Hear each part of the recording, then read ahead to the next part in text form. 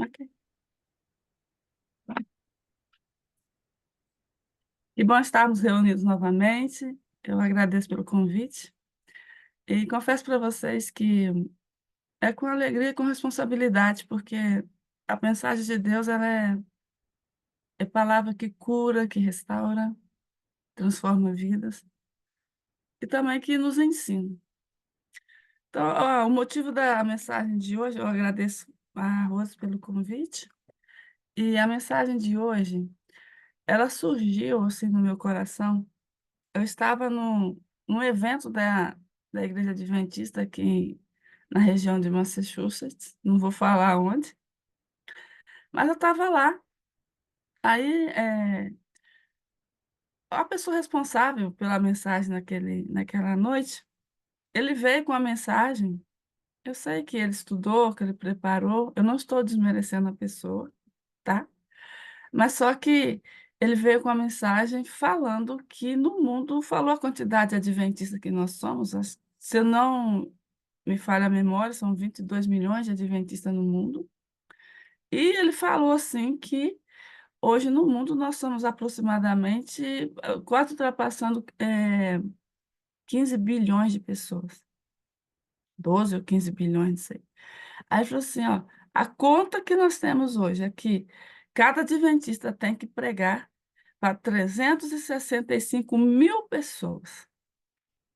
Isso é impossível!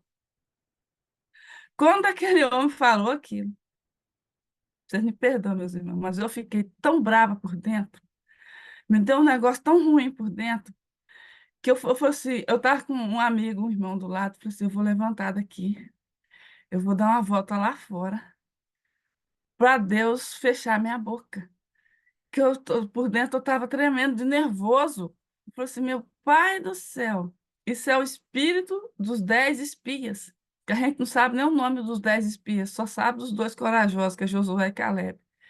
Aí meu colega olhou, Eliane, por que você está desse jeito? Eu falei assim, não, a gente não pode aceitar um negócio desse. Espírito de derrota. Aí eu falei assim, eu vou dar uma volta lá fora. Estava um frio lá fora.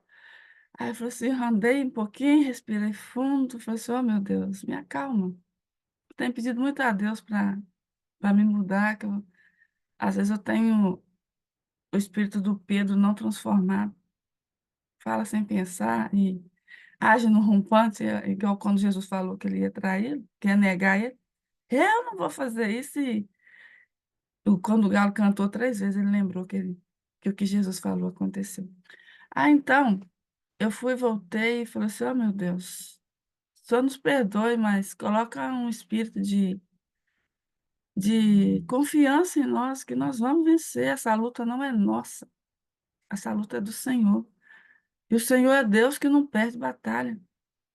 Talvez 365 mil para cada um, isso é conta do ser humano.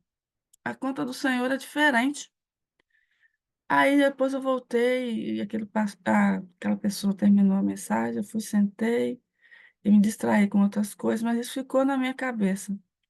365 mil é impossível, não é? Não é impossível. E eu estava lendo a Bíblia aqui e encontrei aqui, eu relembrei da história de um valente de Davi. A mensagem de hoje é uma mensagem objetiva e nós vamos ver aqui, essa passagem está em 2 Samuel 23, versículo 11 e 12. Está escrito assim, ó. Depois dele, Samar, filho de Agé, o Ararita, quando os filisteus se ajuntaram em Lei, onde havia um pedaço de terra cheio de lentilhas, e o povo fugia de diante dos filisteus, pôs-se Samar no meio daquele terreno e o defendeu, e feriu os filisteus, e o Senhor efetuou grande livramento.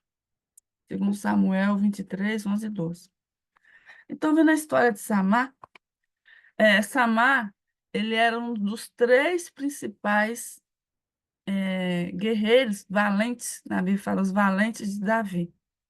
Então, ele estava na frente. E o nome dele significa ouvir ou escutar, ouvinte.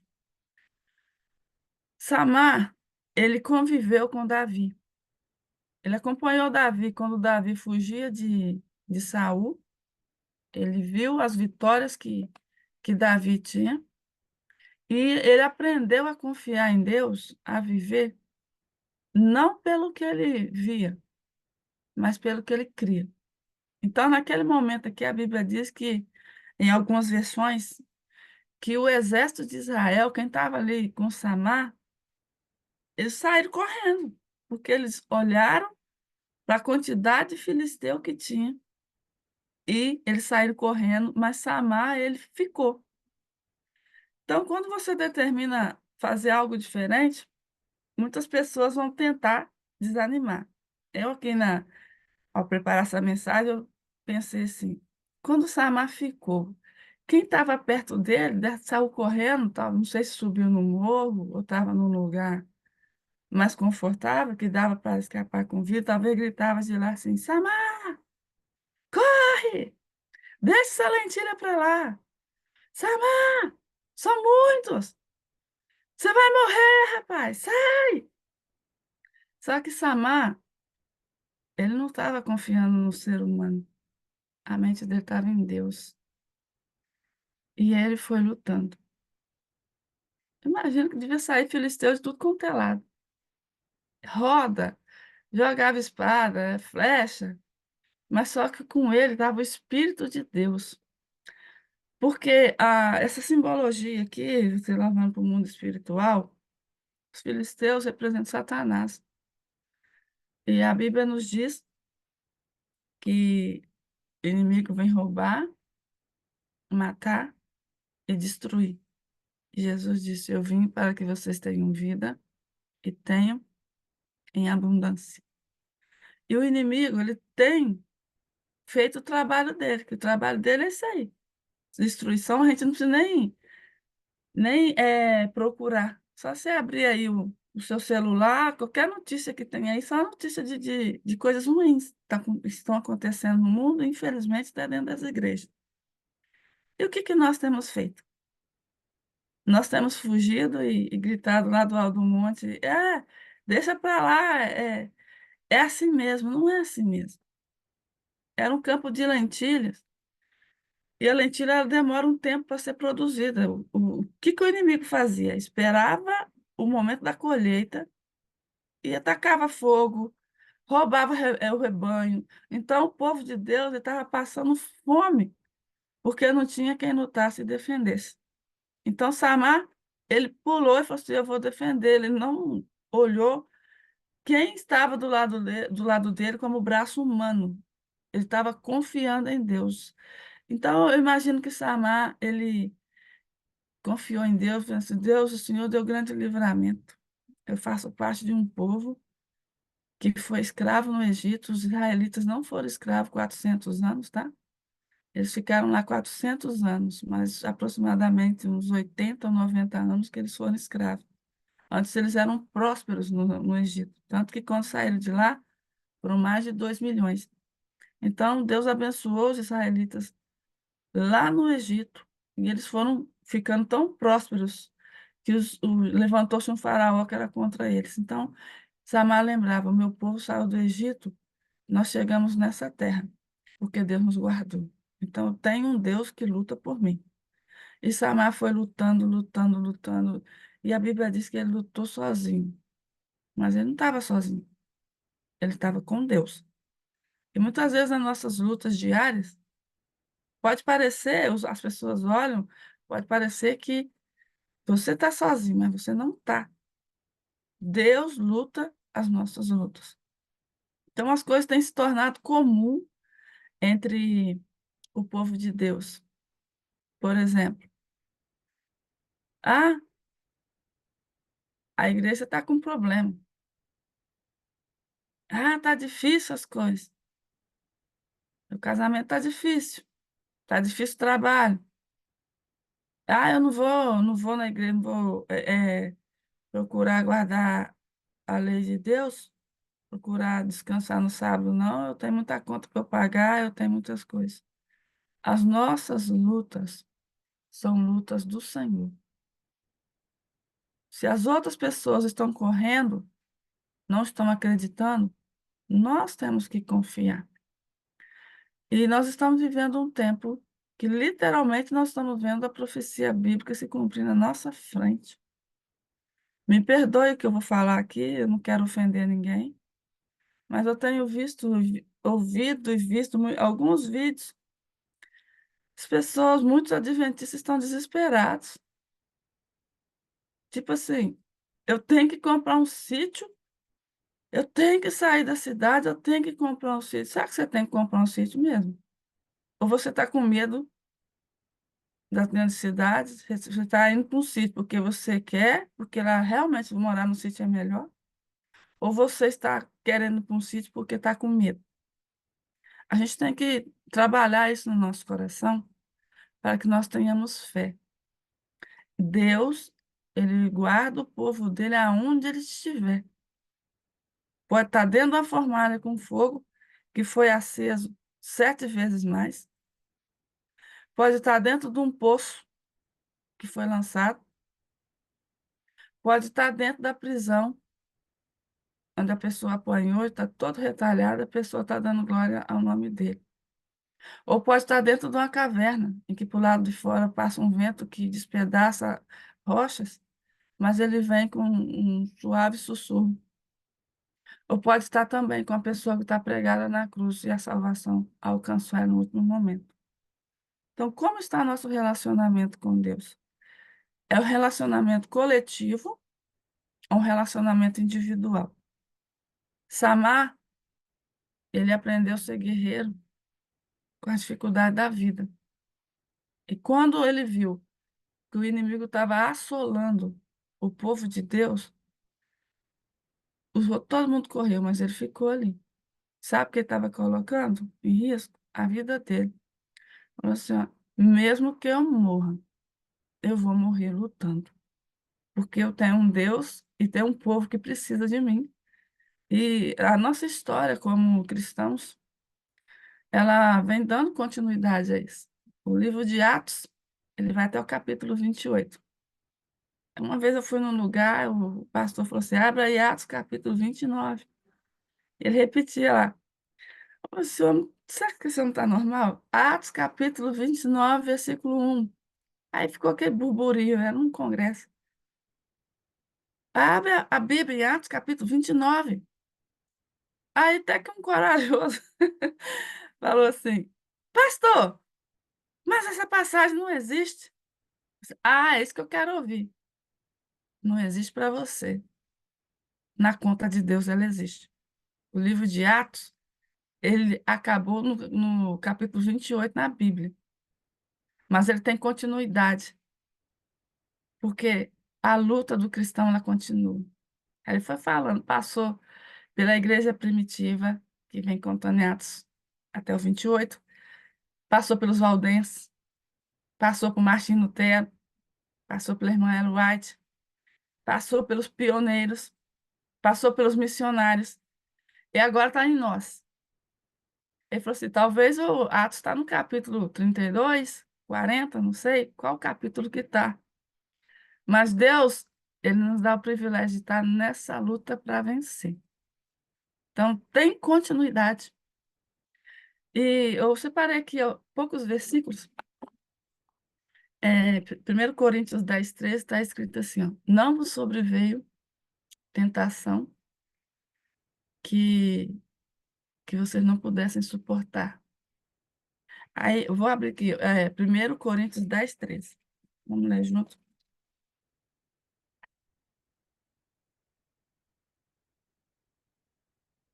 1 Coríntios 10, versículo 13.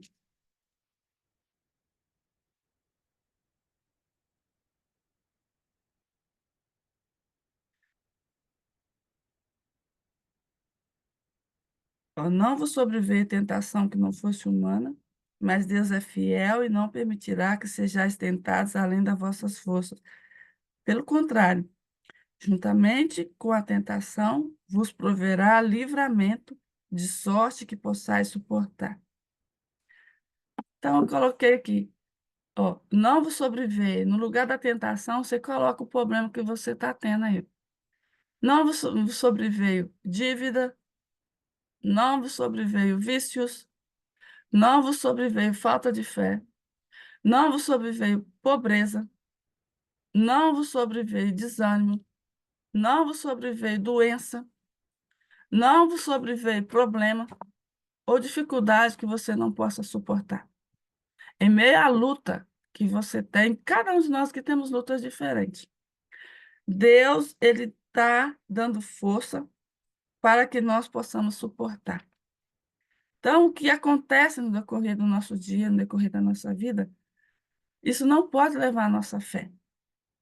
Samar teve um momento que ele lutou com um grande grupo, Davi estava no meio, mas nesse dia, eu não sei o que aconteceu lá, os homens que estavam com ele, saiu todo mundo correndo. Ou seja, eles estavam vendo pelos olhos humanos. Para vencer a luta espiritual, nós temos que olhar pelos olhos da fé. Samar, ele teve três atitudes. Ele tomou posição, ele não desanimou e ele lutou até vencer. Ele lutou até vencer. Não sei quanto tempo que ele ficou lutando, mas ele venceu um exército de filisteus. Mateus 24:13 está escrito assim: mas aquele que perseverar até o fim, esse será salvo. Nós temos que perseverar. Nós temos que perseverar até o fim. Eu sempre eu guardo no meu coração a igrejinha que, antes de eu vir aqui para os Estados Unidos, foi a igreja que nós ajudamos a fundar lá em Baixo Guandu, no Espírito Santo, bairro São Pedro.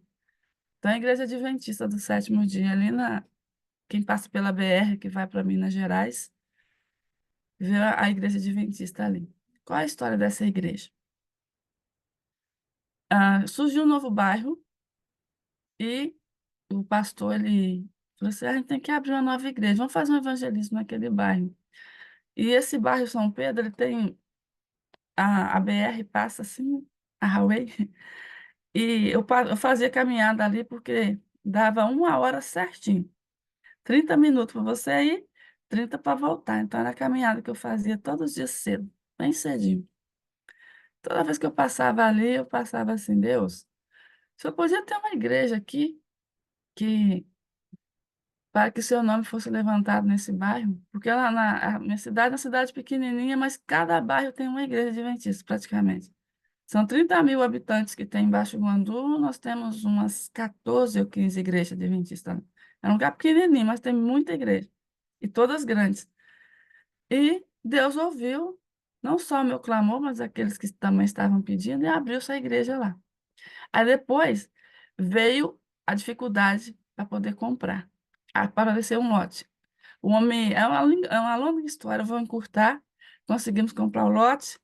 Deus providenciou doações até lá de Dubai. Eu nunca tinha ouvido falar nesse lugar. Nos Emirados Árabes. Veio dinheiro de lá para a gente poder comprar o lote. Aí compramos o lote, a igreja foi sendo erguida e aconteceu um dia que o meu primo, ele falou assim, meu primo é adventista há mais de 60 anos. Ele falou assim para mim, Eliana, ô prima, só me chama de primo. Essa semana que vem agora, nós vamos parar a construção porque a gente não tem dinheiro mais, as doações pararam. Eu falei com ele assim, parar a construção? De jeito nenhum. Pode perder para trabalhar. Ele falou assim, você está entendendo o que eu estou falando com você? Tô, não tem dinheiro. Não tem dinheiro, como é que vai pagar pedreiro? Tem que pagar toda sexta-feira. Eu falei com ele assim, isso não é problema seu, isso não é problema meu, isso é problema de Deus. Vai, pode mandar. Então, ele falou assim: como eu vou mandar pedreiro trabalhar se não tem dinheiro para pagar pedreiro na sexta-feira? E naquela época, uns 10 anos atrás, ou mais de 10 anos, eram R$ 600 que iam pagar no final da semana. Aí ele falou assim: você está certa de mandar o pedreiro trabalhar essa semana? Eu falei, com certeza, como estou vendo você. Pode mandar trabalhar. Aí ele ficou me perturbando. Todos os dias da semana ele ligava para mim. Prima, você recebeu alguma doação aí? Eu falei assim, eu não. Então, tem que pagar, sexta-feira tem que pagar o pedreiro. Ela falou assim, eu sei que tem que pagar o pedreiro. Terça-feira, a mesma coisa. E não sei o que aconteceu, que naquela quarta-feira não teve culto. Ah, eu acho que eles bateram o contrapiso. Tinha material, mas não tinha dinheiro para pagar o pedreiro. Aí o culto foi em vez de ser na quarta, nós fizemos na quinta, porque a gente estava reunindo na igreja, mesmo em construção. Aí quando foi na quinta-feira, já chegou lá, às quinta-feira à noite, e era com os olhos estatalados, assim, que tem uns olhos um pouco maiores que os meus. Prima, nem deu boa noite, nem nada. Você está lembrando que amanhã tem que pagar o pedreiro? Eu sei, eu estou lembrando, sim, por quê? Você conseguiu dinheiro? Eu falei assim, meu filho, se eu tivesse dinheiro, eu já tinha te dado, de tanto que está perturbando minha cabeça. Eu não tenho dinheiro. Então, como é que vamos pagar o pedreiro? Eu falei assim, ué, Deus vai se virar. Eu fiquei nervosa, falei, Deus vai se virar. Ele falou que é para a gente fazer a obra dele, eu estou fazendo. O que não está ao meu alcance, Deus vai fazer. E ele estava inquieto. Estava na hora do culto. Ele levantava, ele sentava. Ele ia lá fora. Tipo assim, ai, meu pai, cadê o dinheiro? Aí eu cheguei um culto normal. Era um culto de quarta-feira, reunimos. No final do culto, ai, meu primo estava assim, tá nervoso. No finalzinho do culto, todo mundo estava indo embora. Um irmãozinho que estava lá, ele chegou assim: oi, Leandro, queria falar com você e com o Vital. Ah, tá, pode falar. Ela falou assim: eu não falei no meio dos outros, não, porque eu queria que fosse uma coisa mais reservada. Se eu estou vindo aqui na igreja, estou voltando para Jesus, para voltando nos caminhos, eu falei para Deus que eu queria voltar para o caminho dele, mas eu queria um lugarzinho mais tranquilinho. Então, aqui é mais periferia, eu vim para cá. E quando eu entrei aqui, eu fiz um propósito com Deus. Eu falei para ele assim, ó, que eu tinha muito dinheiro para receber, muito mesmo, mas as pessoas não me pagavam. E eu fiz um propósito com Deus, que se ele conseguisse que ele me desse o dinheiro, o primeiro dinheiro que ele me desse, eu ia trazer aqui como oferta. E a igreja está em construção, eu ia devolver como oferta. E Deus ouviu minha oração, né? Hoje de tarde, eu recebi R$ 600. E tá aqui o dinheiro. O meu primo, quando viu aquilo, ele começou a chorar.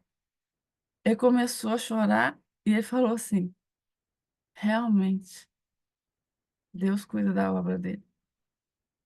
Aí nós oramos, agradecemos, eu peguei o dinheiro, falei assim: aqui o dinheiro do pedreiro. Então, ele falou assim: tem muitos anos que eu estou na igreja, eu ainda não conheço Deus. Eu falei com ele: também não, eu também não conheço Deus. Eu estou numa caminhada para aprender a entender o agir de Deus no nosso meio.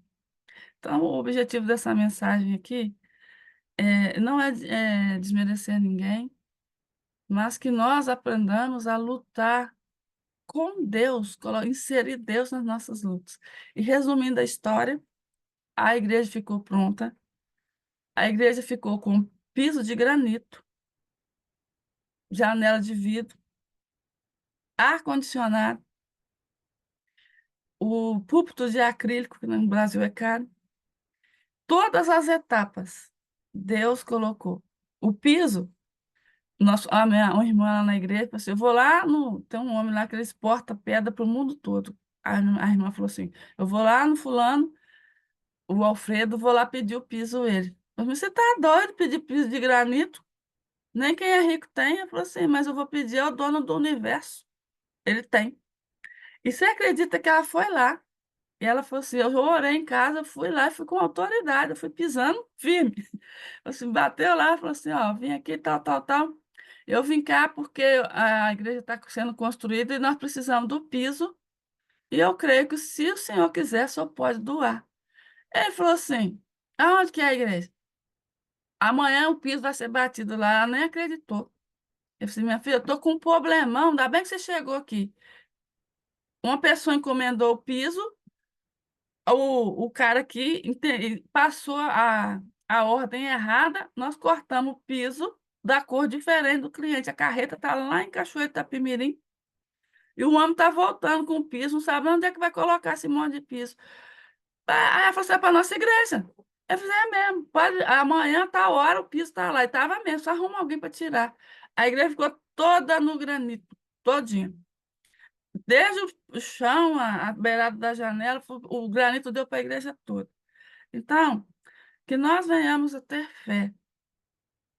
Se você está com problema no seu casamento, se você está com problema de arrumar trabalho, se você está com falta de fé, está com medo das coisas que estão acontecendo, não tenha medo, tenha fé. Deus está no controle. E outra coisa, as pessoas que têm medo no reino de Deus, elas são tiradas. Quantas pessoas Gideão conseguiu para poder lutar? E quantos que Deus deixou? 300. Foi eliminando, eliminando, eliminando. Então, que o objetivo dessa mensagem não é desmerecer ninguém, mas que nós tenhamos fé. Nós servimos um Deus vivo. E a nossa história, para a honra e glória de Cristo Jesus, ela está sendo escrita lá no livro de Atos, a partir do capítulo 29, que ali está escrita a história de pessoas. Tem gente que desistiu, mas tem pessoas também que continuaram. Que nós venhamos continuar, perseverar, acreditar, porque Deus luta as nossas lutas. Jesus ele veio na terra para que nós fôssemos vencedores. E aquilo que você vê que está além do seu alcance, não desista. Creia no agir de Deus. A mão do Senhor está estendida em nosso favor. Aquilo que está além do que você consegue ver, aquilo que está além das suas mãos, creia. Que eu peço que você esteja inteiramente lançando sobre Deus as suas dificuldades, o que você tem vivido, o que te tem feito chorar, mas que a nossa fé seja reavivada para a honra e glória de Cristo Jesus. Eu vou ler só o último versículo e nós vamos. Eu só vou relembrar. João 10:10. O ladrão veio roubar, matar e destruir. Eu vim para que tenham vida e a tenham em abundância. Vamos orar nesse momento? Querido Pai, nós te adoramos nesta manhã. Eu te agradeço, a Deus, pela oportunidade de nos reunirmos em teu nome. Eu te agradeço, Senhor, porque o Senhor tem lutado as nossas lutas. Eu te peço, a Deus, que o Senhor nos dê espírito de coragem, espírito de ousadia, para fazer aquilo, ó Deus, que está além do que os nossos olhos veem.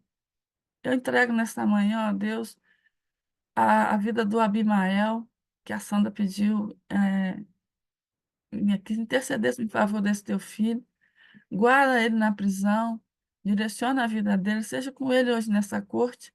E pedimos que o Senhor faça o melhor na vida do Abimael. Também traga paz ao coração da sua mãe. E esteja, ó Deus, encaminhando meios para que o Abimael possa seguir em frente. Se for através da ajuda do teu povo, da tua igreja, que nós sejamos disponíveis para isso. Eu também venho te pedir, Jesus, em favor de cada servo teu na face da terra. Nós estamos vendo diante dos nossos olhos, ó Deus, aquilo que o Senhor revelou para a tua serva, a irmã White, há mais de 100 anos atrás. Essa perseguição, esses gritos contra a tua verdade na terra. Mas ajuda-nos, ó Deus, a sermos como Samar, que sejamos guerreiros, possamos lutar, não possamos desanimar diante do que tem surgido em nossa frente, mas que nós possamos estar confiando, que nós possamos crer que nós seremos aquela geração que, quando chegar no tempo em que não dá mais, vai vir a pequena nuvem do céu, brilhando, brilhando, brilhando, brilhando, brilhando cada vez mais, com o som de trombetas e grande alarido no céu, que nós possamos nos alegrar e dizer: esse é o nosso Deus, a quem nós aguardávamos. Obrigado que o Senhor cumpre as tuas promessas.